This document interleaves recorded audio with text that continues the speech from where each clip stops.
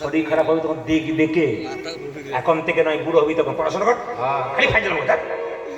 মানে আমরা দাবিয়ে দিচ্ছি, ছেলে বড় হলে বলবেন না কেন যে বুড়োগুলো করে আমরা করবো কি জন্য?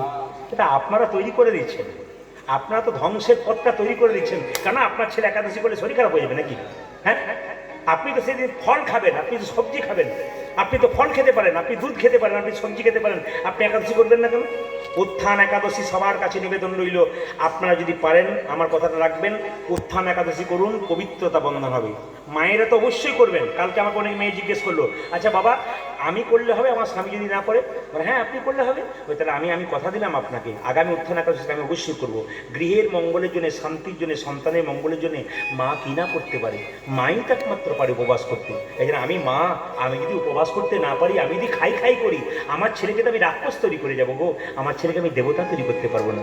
ওই জন্য প্রত্যেকটা মাকে বলবো, প্রত্যেকটা বাবাকে, অবশ্য বাবাদের, পুরুষ মানুষদের অনেক দূরে দূরে কাজ থাকে, তাদের অসুবিধা হয়, যাদের শারীরিক ক্ষমতা নেই, অসুবিধা হয়, অনেক দূরে কাজ করেন, তাদের বলবো না। যারা বাড়িতে থাকেন তারা অন্তত একটু যদি পারেন তা আপনারা একটু ফল খান, একটু দুধ খান, একটু সবজি খান, একাদশী খান, একাদশী করুন। তবে বলে রাখি মায়েরা, একাদশী দিনে পঞ্চশস্য বারণ। ও মায়েরা, একবার ভগবান বিষ্ণু যমরাজের দরজাতে গিয়েছিলেন।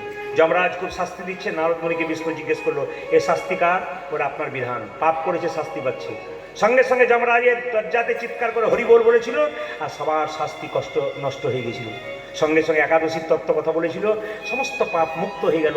তখন সমস্ত পাপ মুক্ত হয়ে যাওয়ার পর ভগবান বিষ্ণু দাঁড়িয়ে আছেন, একজন ভগবান বিষ্ণুর চরণে পড়ে কাঁদছে। কি হলো? বলছে একটাই কারণ, কি?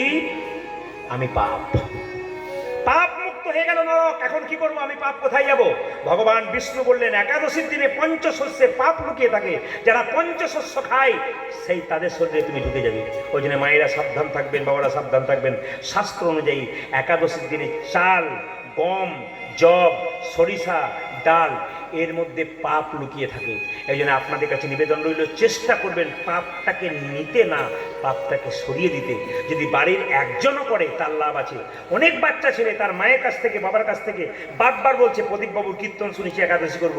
কত বাচ্চারা পর্যন্ত একাদশী করছে, কত কলেজে পড়া ছেলেমেয়েরা একাদশী করছে, কত ডিফেন্সে চাকরি করে। আমার প্রচুর ভক্ত আছে যারা বিরাট বিরাট মানে জায়গাতে আছে, বর্ডারে আছে, তারা ফোন করে বলে, আপনার কথায় একাদশী করেছি, গীতা রেখেছি, আরে যা হবে হবে, দেশের জন্য লড়তে এসেছি। দেখলাম সুস্থ শরীরে সে বেঁচে আছে, কোনো প্রবলেম নেই। ভগবানের আশীর্বাদ জারুক। মা কিছু করবেন না তা বললে তো হবে না, ভগবানের জন্য কিছু করুন। কৃপা পেতে গেলে কিছু করতে হবে। আপনি কিছুই করবেন না তা বললে হবে না, কিছু করতে হবে আপনাকে, তবে আপনি কিছু পাবেন। ওই জন্য একাদশী মাহাত্ম্য, আগামী উত্থান একাদশী আপনারা অবশ্যই করবেন। আপনাদের কাছে নিবেদন রইল, যে যেখানে বসে আছেন সবাই লক্ষ্য করুন। মুকুন্দ সরকারের ছোট্ট ছেলেটি রঘুনন্দন বড় হলো আর নাম গাইতে লাগলো। সবাই একটু হাত তুলুন, সবাই মিলে একসঙ্গে হাত তুলুন, তালি দিয়ে মায়ের কাছে সবাই শপথ নিন, মায়ের কাছে হাত তুলে একসঙ্গে দাঁড়ান। এবার হাতটা একবার নামান। আমি আপনাদের বলতে চাই, আপনাদের সব একাদশী করতে হবে না,